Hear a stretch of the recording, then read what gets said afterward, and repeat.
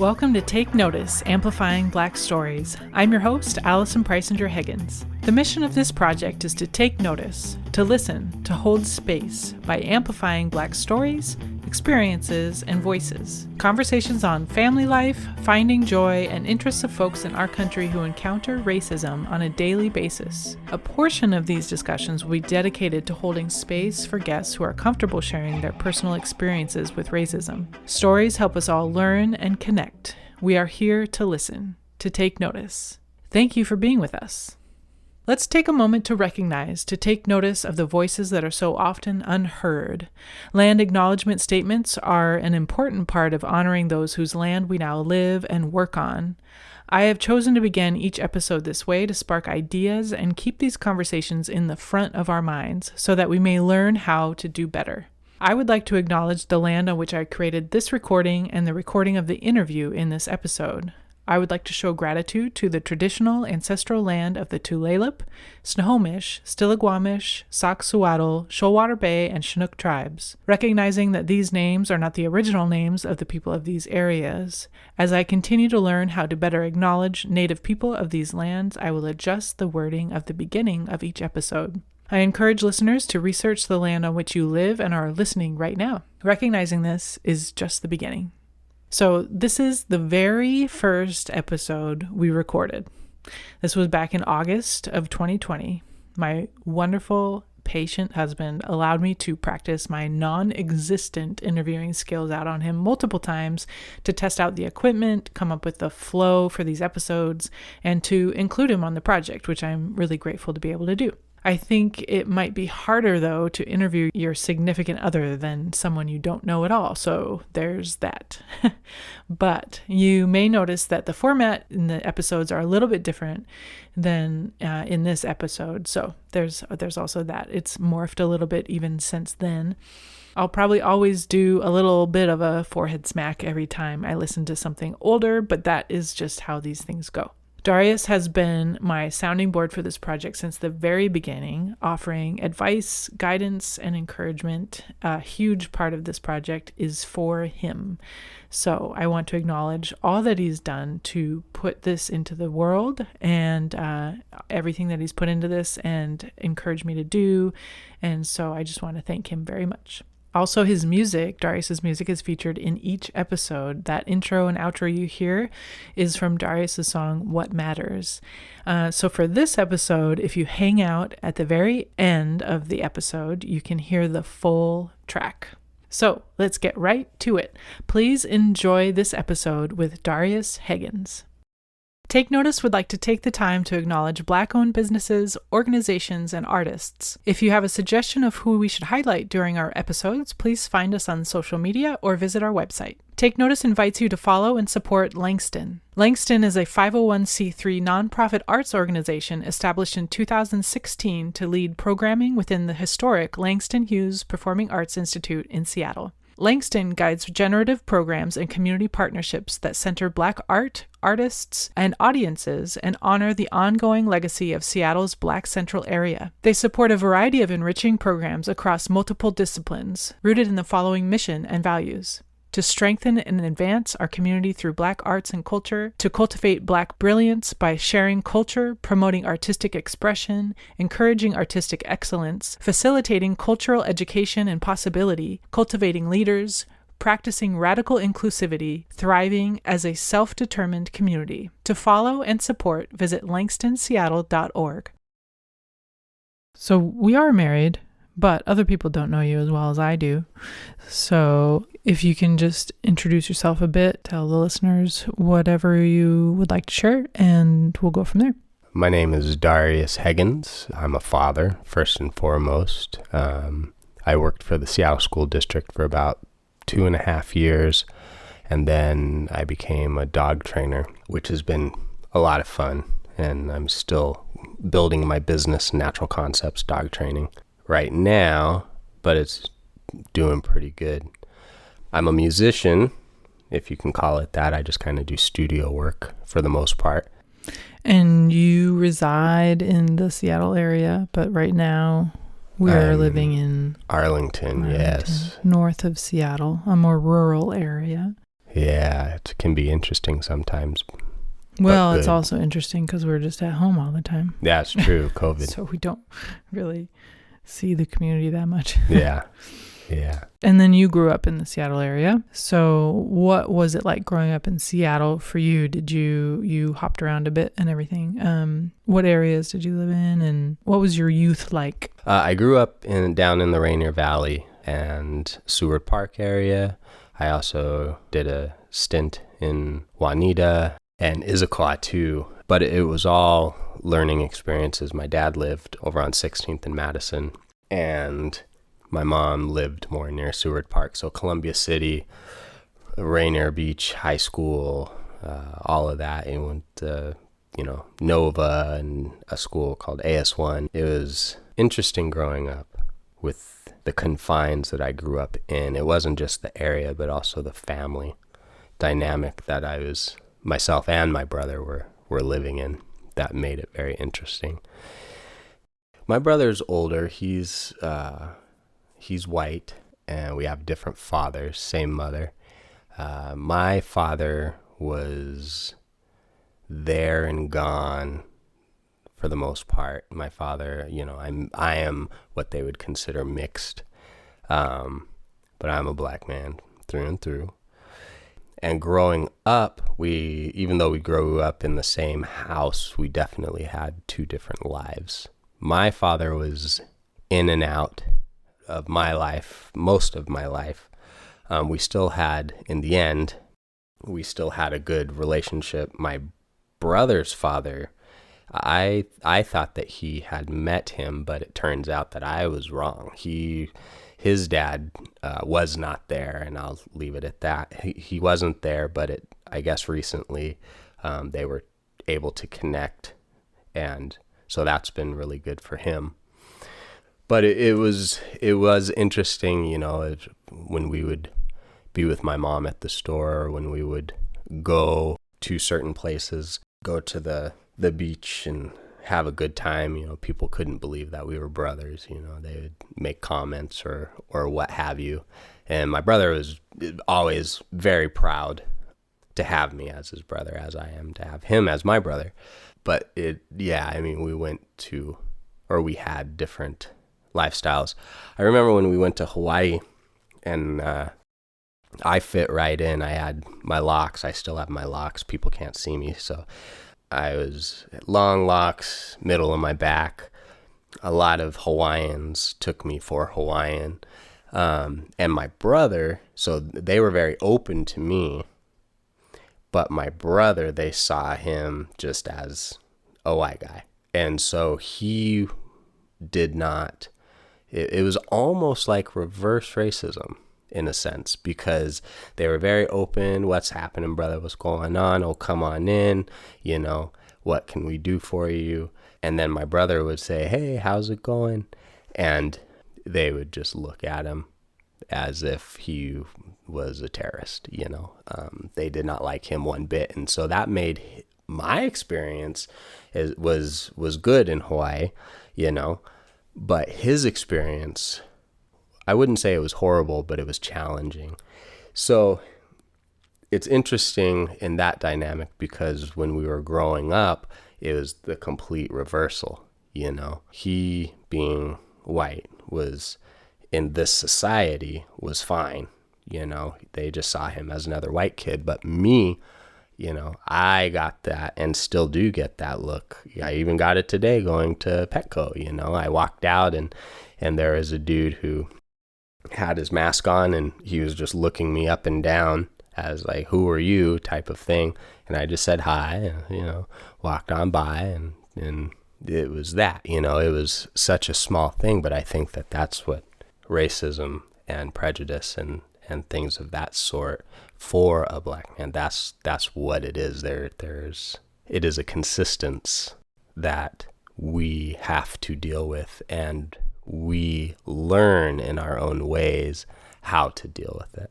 And what does that mean? And what are the different levels of dealing with it? And I learned, I guess, my relationship, and that's what I'll call it, a relationship with racism. in my travels, I've learned that sometimes you must just allow it to be in that moment and pass on. And then there's other times, depending on the height of it, that you need to get down and dirty. So today, it still happened, but it was such a small thing. It was just, hey, how's it going? All right, bye-bye now. Never see you again, you know? It makes me wonder, or what you thought you saw as reverse racism. That thought and that idea makes me curious of what your thoughts are on that, because what I've kind of come to understand about that term or that idea is maybe different than yours. I don't know, because to me what I've learned is there can't be reverse racism, because why is it that those Hawaiian people were treating your brother that way? You know, it's not the same as why you are treated differently in the Seattle area or in where you were growing up.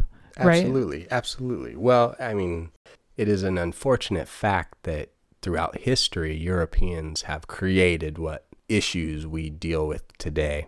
And it has transpired over generations. So my brother, being in Hawaii and calling it reverse racism, not in the sense of that, just to get my words clear. When we're here in the States, racism is very prevalent towards us consistently, as I've said before. But being in Hawaii, it was a flip. Yes, the Europeans pretty much conquered Hawaii, and they even today, they still do things that I don't know about government-wise, prototype-wise towards the Hawaiians, taking their land and doing all these things. That is a constant. I understand that. But over my travels and the knowledge that I've gained for myself, and there may be some that don't agree with me, and that's fine, is that we are not, though we still have the same prototype structures that we have to deal with that are serious matters. I get pulled over, I could lose my life. That's a serious matter. But also, we have come to a time where we have more multicultural families. We have more families that have a white mom and a black dad, and a black mom and a white dad, and kids and people that are trying to just live their lives as people and be peaceful and just be. So we have, in that instance, going back to Hawaii, my brother is he's a good guy, and he is very open. I don't remember, out of everybody in my family and every racist thing that I have been through and prejudicial thing that I've been through in my life, my brother has never been a part of that, ever. So when we're in Hawaii, they didn't see that. They just saw a white person. And that is the same, even though there's these reasons, that is the same as when people see me and they think that I am just a criminal, or I am just this, or I am just that, or they have to be afraid of me because of some ideal that they have. They're not stopping to get to know me. And in that circumstance, if they would have actually opened themselves up to him the same way that they did with me, I think they would have found that he was actually a good person, a good human being, and those traits that they were seeing were not necessarily there. And that is a huge part of what we are dealing with now. And I won't get too far into it, but really, we've come so far and have so many multicultural families. We have so many cultures intertwined that we cannot look on the grassroots level, person to person. It is difficult for me to look at a person and right away say, oh, you're just a racist. Now, I'm not talking about the structure. The structure is racist. The president, as far as I'm concerned, is racist. The system that has been built on racism. This all has an effect. That ideal has changed over time once again, but that is what we're dealing with.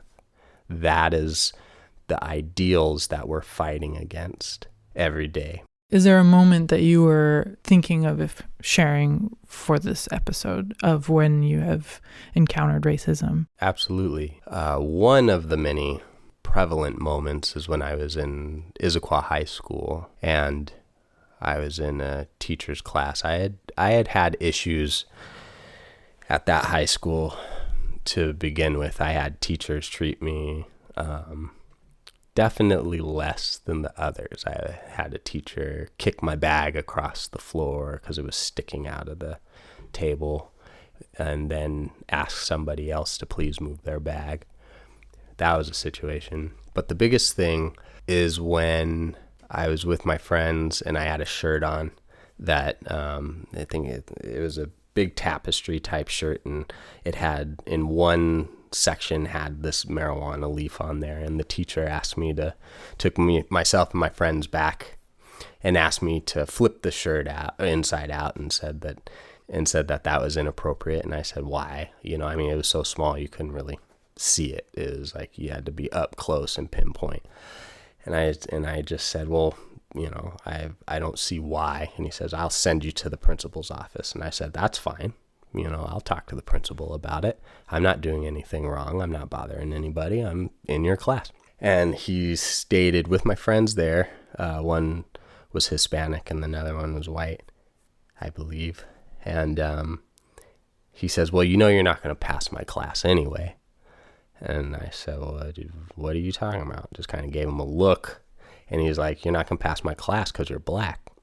And my friend, who is Hispanic, just flipped and was like, what? What did he just say? What? And I remember after class was done, that was pretty much it. He was upset and said that was wrong, because in his mind, if he's saying that to me, what about him?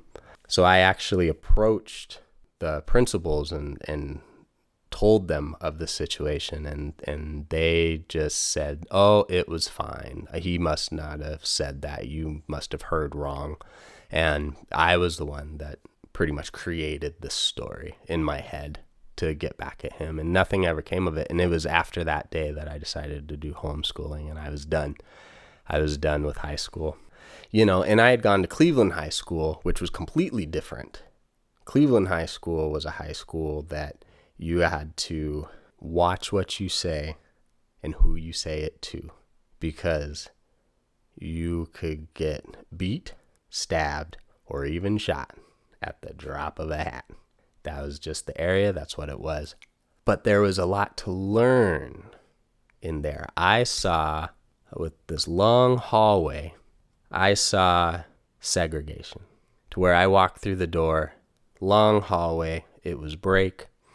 There was Hispanics on both sides touching back to back, shoulder to shoulder, down maybe a third of the way. And then there was black folks, male and female, all of them, touching shoulder to shoulder with the Hispanics, continuing down along the way. And then way down at the very end was a couple of white folks doing the exact same thing.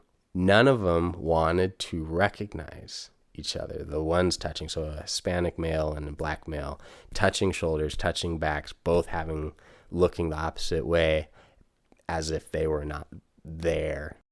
And that was very interesting to see, because I don't even know if they recognized that they were doing that was a thing, And I'm sure it was just cliquish or whatever, but I remember that. It was Cleveland. You went to Cleveland before you went to Issaquah, right? I did, yeah. And you had mentioned your dad was in and out for, most of your childhood, right? He was, yeah. So was that you were staying? I was with my dad. When you were at Cleveland? Yeah. And then I some things went down and with him, and so I ended up moving back to my mom's.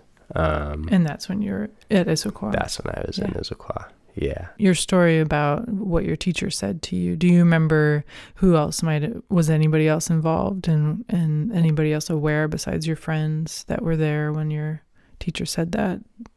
Were they able to, chime in about it or anything? No, not at all. Not at all. I mean, that stuff happened all the time there. That type of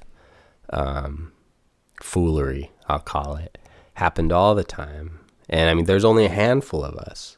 Is it true that for you, encountering racist moments or racist people, whether they are aware of it and very blatant or not, is that a daily occurrence? It can be. I mean, you never know when it's going to happen. It is consistent. And there's times when people go out of their way. And then there's times when people just don't realize that they're being racist or they're being prejudiced. They just don't have that comprehension.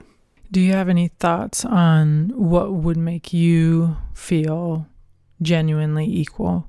Being able to feel free to be me and respected for me, which involves my culture, involves my skin color, involves my personality, involves all of me.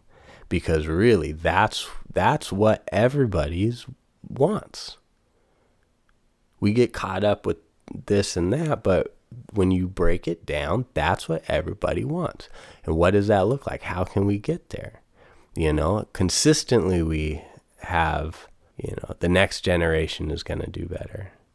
Father tells a son, and then that son grows, and that son tells his son, and so on and so on and so on.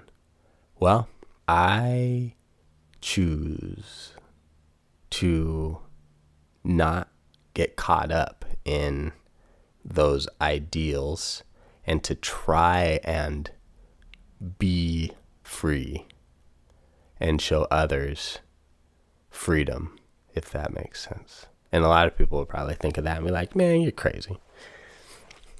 What are you talking about? Well, if that's what your answer is and that's true to you, then that's all that matters. Yeah. Well, I think in everybody's hearts and whoever's listening to this, I think it's true for them too. People want to be who they are and be expected, be respected for who they are, and be treated with value for who they are and their culture and all of their being. I mean, when we have our close friends, that is our feeling. That person that we are so close to sees us.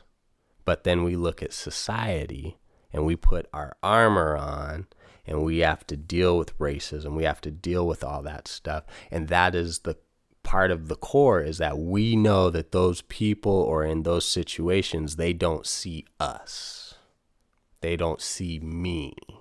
And there's people that go out of their way not to see me and respect me, and yet they want respect. Do you have anything else that you wanted to share today that we missed? I don't think so. I think that covers it. I could talk for days about all kinds of stuff, but I think that's good on my end. Yeah. Well, I'm sure you have more stories that could be shared too, and maybe we'll have to just do another episode at some point. Yeah, that would be fun. Just get them all out. Yeah. No. Well, you know where I live. Yeah. All right. Well, thank you, Darius, for being my first interviewee for this podcast, and thanks for sharing your stories. You are welcome. Thank you for having me. Thank you for joining us for Take Notice, Amplifying Black Stories. Please subscribe and follow us on social media. We are at Take Notice Podcast. It would really help us out if you could take a couple of minutes to review our podcast. Thank you for your support. Take Notice, Amplifying Black Stories is produced, hosted, and edited by Allison and Darius, co-produced by Amanda Ray. Music by Version Big 5 featuring Darius Heggins. Thank you for being with us, and thank you for taking notice. Screaming revolution has come. Revolution, yes it has come.